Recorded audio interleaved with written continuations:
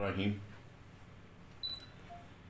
سب سے پہلے تو میں شکریہ ادا کرتا ہوں شرف شریف کے صحافی برادری کے ساتھیوں کا جنہوں نے وقت نکالا اور ملاقات کا ایک موقع فراہم ہوا۔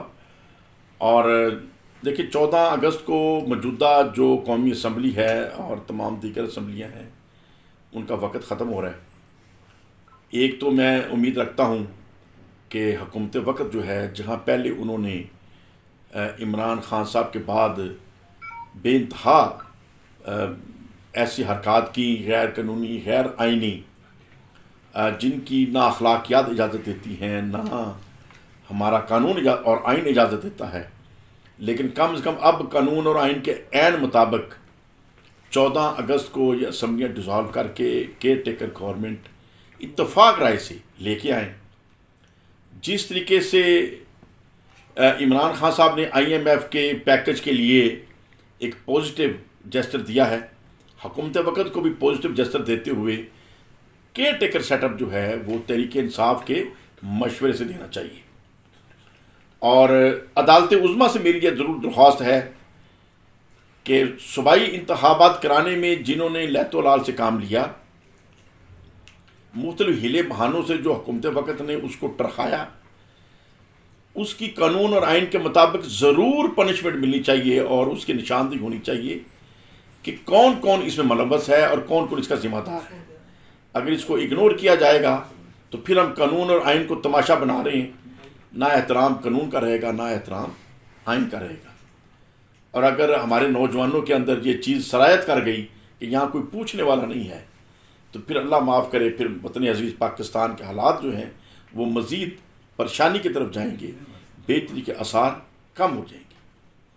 اور دوسری بات یہ ہے کہ دیکھیں میرا جو اختلاف ہے عمران خان صاحب سے، جو پہلے بھی تھا اور آج بھی ہے، جو افواج پاکستان کو خام خواہ انہوں نے نشانہ بنایا، عدم نواز شریف صاحب نے اپنے آپ کو آرگنائز کیا اور بہتر طور پہ وہ اپنی ٹارگٹ اچیو کرنے کی کوششوں نے کی، لیکن تحریک انصاف میں سے کسی نے کوشش ہی نہیں کی کہ عدم اعتماد کو روکا جائے اور جو ساتھی مخالفت کر رہے ہیں ان کو اپنے ساتھ ملایا جائے۔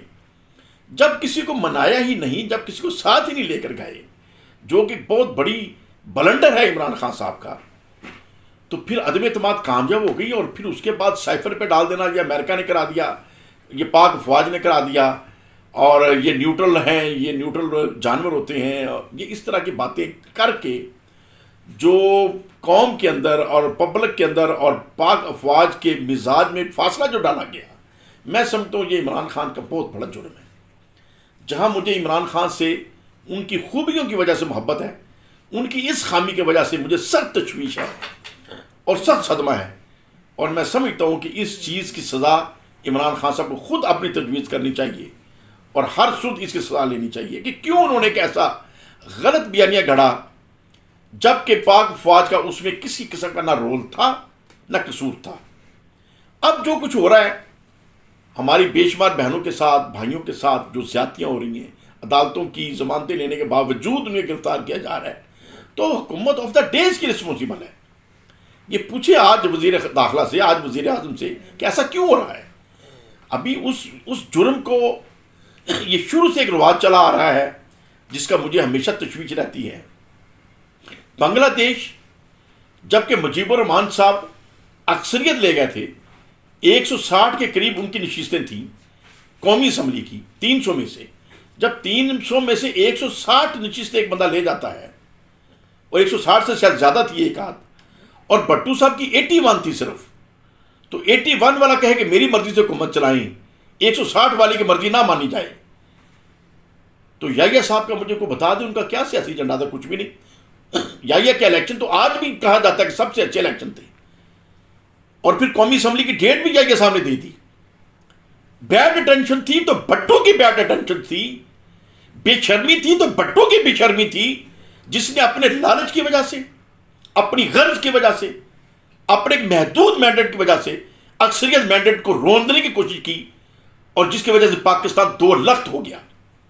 پاکستان کو 2 لخت کرنے کا اگر کوئی مجرم ہے تو صرف اور صرف ذوالفقار علی بھٹو ہے، باقی اس کے معاون تھے۔ کیوں؟ بینیفیشری یہ تھا۔ لیکن بدقسمتی یہ ہے کہ پاک افواج کو بدنام کیا جاتا ہے کہ یہ فوج نے یہ کر دیا، افواج نے وہ کر دیا، افواج نے سرنڈر کر دیا، جب پیچھے بے غیرتوں کی ایک ٹیم تھی، پیچھے بشرموں کا گروپ تھا، جب انہیں سپورٹ ہی نہیں کی جا رہی تھی وہاں افواج کو، تو پھر وہ ہمارے نوجوان وہاں کیسے لڑتے؟ وہ تو ہزاروں نوجوانوں نے وہاں جانیں دی. اور آج بھی میں ذاتی طور پر اپنے نوجوانوں کو، اہل دانش کو یہ سمجھانا چاہوں گا، دنیا کا کوئی ایسا بڑا ملک نہیں ہے جس کے میں نے ڈیٹیل وزٹ نہیں کیے ہوئے، کاروباری طور پہ، مذہبی طور پہ، سیر و تفریح کے اعتبار سے بھی. اور پاکستان کے اندر بھی میں نے سٹاف کالج جو ہے کورس وہ بھی کیا ہوا ہے. میں نے نیشنل ڈیفنس یونیورسٹی کے اندر بھی 6 ہفتے کا کورس کیا ہوا ہے. پنجاب یونیورسٹی سے میں نے ایم اے اکنامکس کیا ہوا ہے، اور دیگر کئی یونیورسٹیاں بھی وزٹ کرنے کا شرف حاصل ہے، اور انگلینڈ کی یونیورسٹیاں ادارے بھی میں نے پھیرے ہوئے. لیکن جتنا معیار میں نے نیشنل ڈیفنس یونیورسٹی جو اسلام آباد میں ہے اس کے اندر ریسرچ کے اندر، پڑھانے کے اندر، سٹائل جو ہے، جو اخلاص ہے، جو قابلیت ہے، مجھے تو کہیں اور نظر نہیں آئی. اور ہر بندہ یہ کہتا ہے کہ ہمارا ایک ہی ادارہ ایسا ہے جو ڈسپلن ہے اور مضبوط ترین ہے، باقی تو اداروں کا بیڑا گرک کر دیا ہم نے. اور بدقسمتی سے اب وہ جو ادارہ ایک رہ گیا ہے جو ہماری ضمانت ہے تحفظ کی، اس کو بدنام ہم کر رہے ہیں. پاک افواج کو اگرچہ سیاست سے دور رہنا چاہیے، لیکن اگر سیاستدان بے شرمی کریں گے، غیر قانونی حرکات کریں گے، انلیگل کام کریں گے، تو پھر ان کو کہیں کہ آپ نے چونکہ یونیفارم پہنا ہوا ہے آپ بالکل غور نہ کریں. کیوں؟ وہ پاکستانی نہیں ہے، ان کو پاکستان کی فکر نہیں ہے. جب بھٹو برسر اقتدار آ گیا پاکستان توڑنے کے بعد، غداری کرنے کے بعد، ایک غدار ملک کا وزیر اعظم بن گیا، تو پھر اگلے الیکشن جب اس غدار وطن نے کرائے، وہ 2 نمبر الیکشن کرائے، جعلی الیکشن کرائے، یا یہ نے تو ایکسیلنٹ کرائے. بھٹو نے جعلی الیکشن کرائے. اس کے جعلی الیکشن کی وجہ سے پورے پاکستان کے اندر موو چلی تحریک نظام مصطفیٰ کی. اور تحریک نظام مصطفیٰ کے اندر اس غدار وطن نے، جس نے پہلے گولیاں چلوائی تھیں بنگلہ دیش کے اندر، اس نے لاہور میں گولیاں چلوائیں، اس نے پنڈی میں گولیاں چلوائیں، بے شمار بچے دوبارہ شہید ہوئے. اب بچے شہید ہو رہے ہیں تو کیا ضیاء الحق جس کو شریف سمجھ کے آرمی چیف بنا دیا تھا، اس نے کسی نے منع کیا تھا بٹو کو کہ اس کو آرمی چیف نہ بناؤ؟ جب وہ آدمی جب دیکھتا رہا کہ یہ غیر قانونی حرکات کر رہا ہے، غیر آئینی حرکات کر رہا ہے، تو وہ غدار وطن جو وزیر اعظم بن چکا تھا، وہ غیر آئینی حرکات کرتا رہتا، وہ غیر قانونی حرکات کرتا رہتا. اور جس نے یونیفارم پہنا ہے وہ صرف یہ کہتا ہے میں نے یونیفارم پہنا ہے، میں نے مداخلت نہیں کرنی. ضیاء الحق نے ٹھیک کیا، بھٹو کو گربان سے جا کے پکڑا اس نے. کیوں؟ غدار وطن تو پہلے ہی تھا، اب پھر وہ بے اصولی اور بے قانونی حرکات کر رہا تھا. اور ضیاء الحق کا ماشاءاللہ جس کو تمام سیاسی جماعتوں نے اپریشیٹ کیا، ماں سوائے مولانا شاہ نورانی رحمۃ اللہ علیہ کے، اور میری پرسنل اوپینین اس وقت بطور طالب علم بھی تھی کہ نورانی صاحب کو بھی ایکسیپٹ کرنا چاہیے تھا کہ ضیاء الحق نے بھٹو کی حکومت گرا کر ٹھیک کیا. اور بھٹو خود کون تھا جو علمبردار بنتا ہے جمہوریت کا، جو ایوب خان کی گود میں پلا، ایوب خان کی گود میں پرورش پائی، اور ایوب خان کو اپنا باپ کہتا تھا. کدھر تھا وہ جمہوریت کا نمبردار؟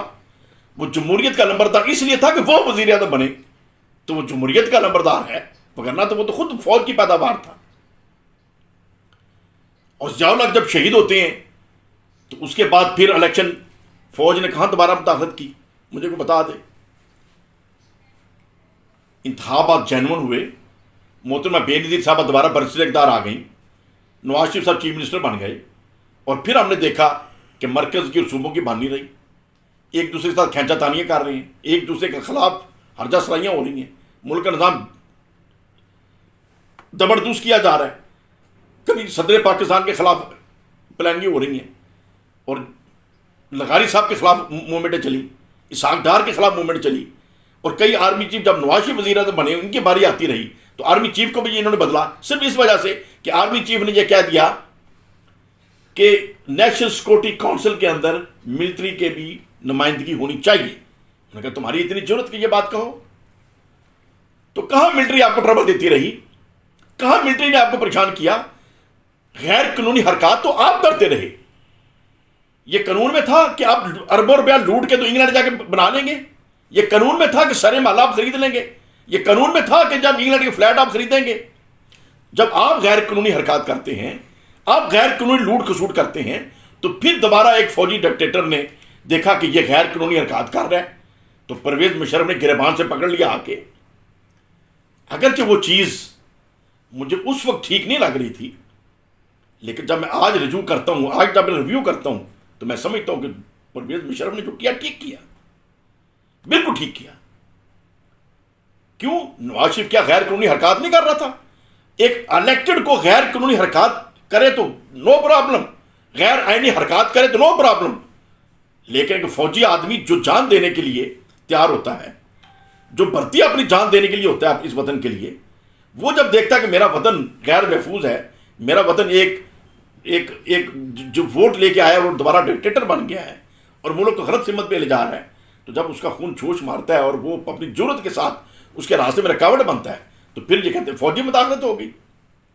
اور آج عمران خان صاحب جو میرا اختلاف رائے ہے کہ جب آپ کو الیکشن جتانے میں فوج نے مدد کی,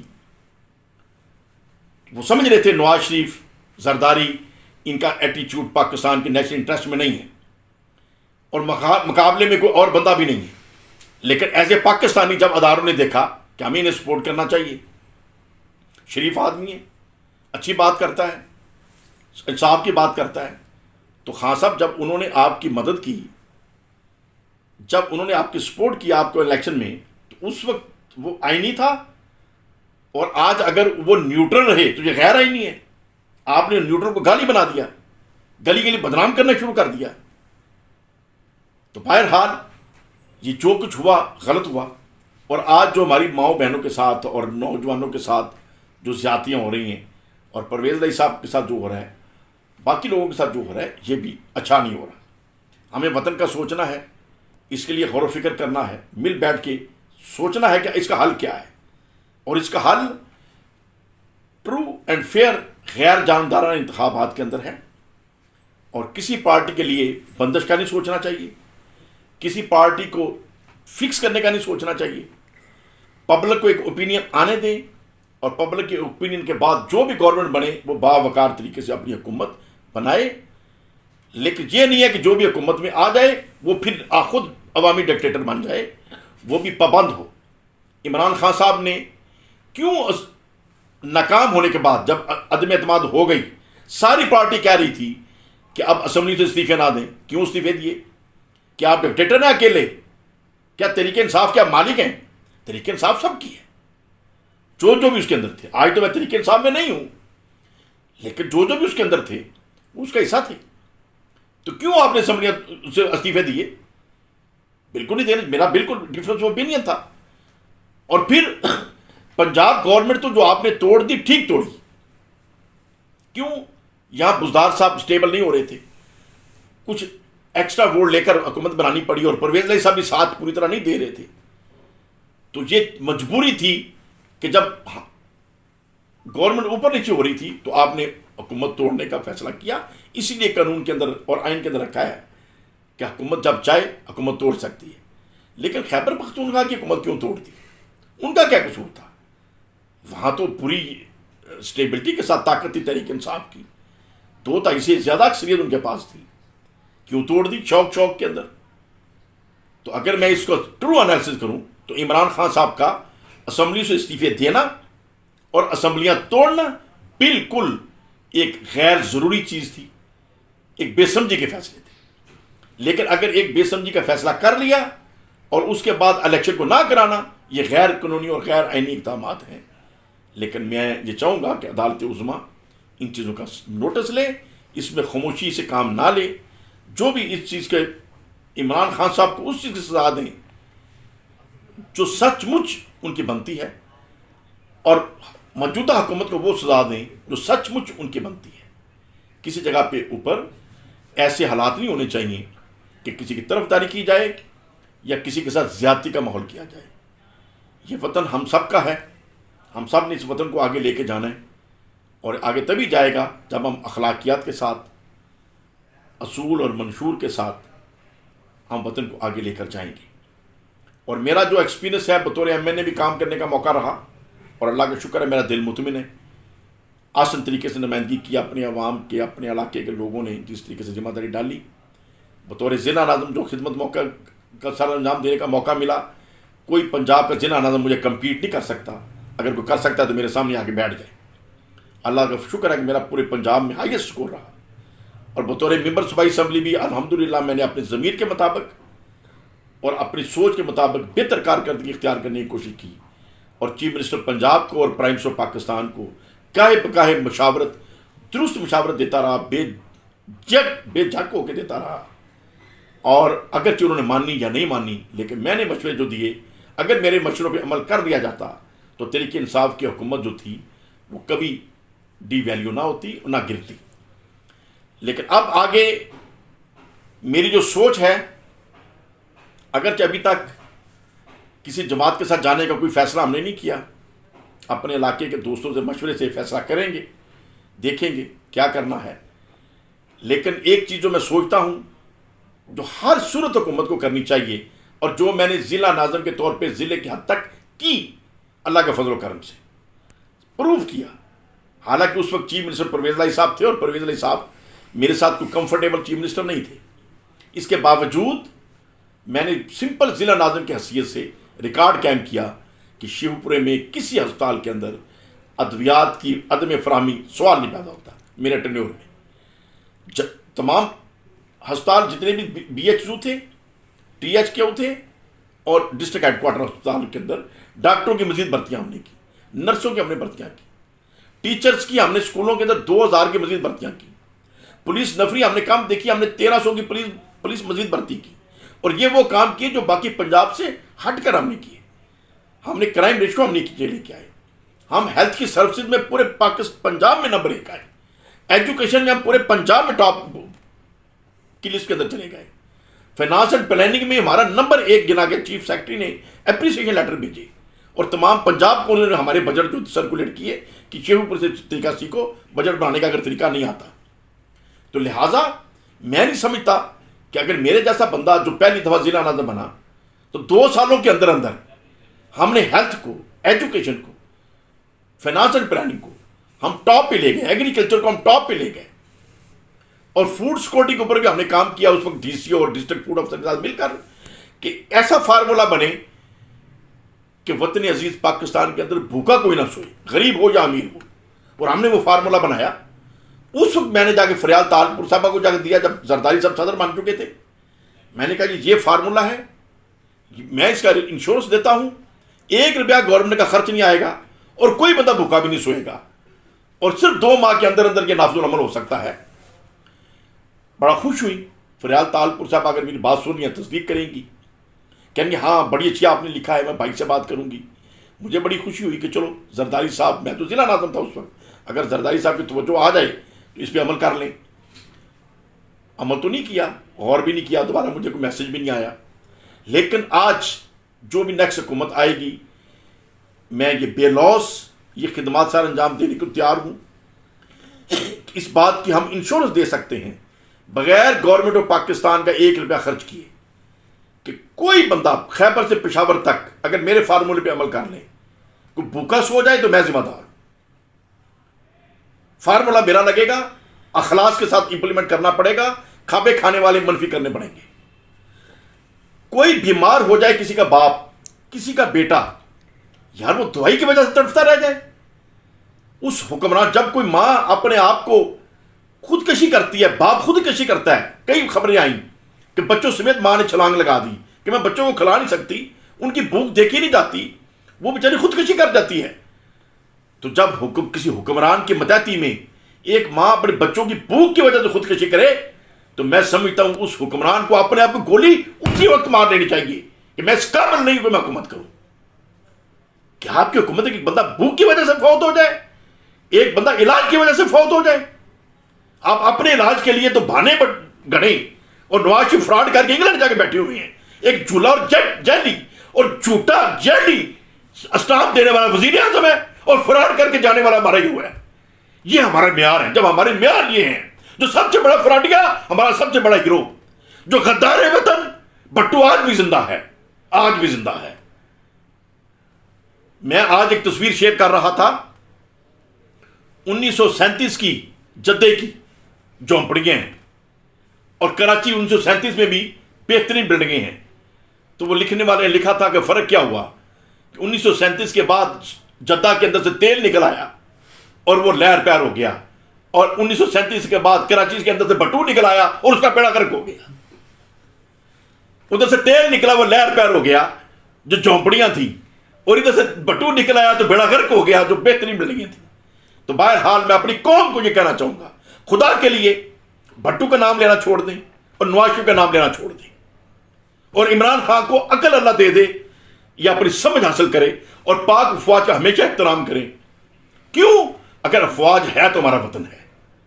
میں پاک افواج کا نمائندہ نہیں ہوں، لیکن میری نواز شریف سے بھی تسلی اس بات سے ہوئی تھی کہ مجھے کیوں نکالا، مجھے کیوں نکالا، مجھے کیوں نکالا، اور تجھے عدالت نے نکالا، تیری کرپشن کی وجہ سے نکالا، تیری گھربڑ کی وجہ سے نکالا۔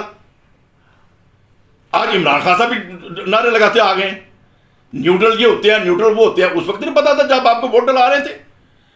آج وہ نیوٹرل ہوئے ہیں، تو جو ایکسیلنٹ رول ادا کیا آپ نے تنقید کر دی اس پہ۔ میری عمران خان سے آج بھی محبت ہے، لیکن محبت کا مطلب یہ نہیں ہے کہ جس سے میرا پیار ہے وہ جو مرضی کرتا پھرے۔ بہرحال اصل چیز ہمارا وطن ہے، اور پاک افواج ہماری ریڈ لائن ہے۔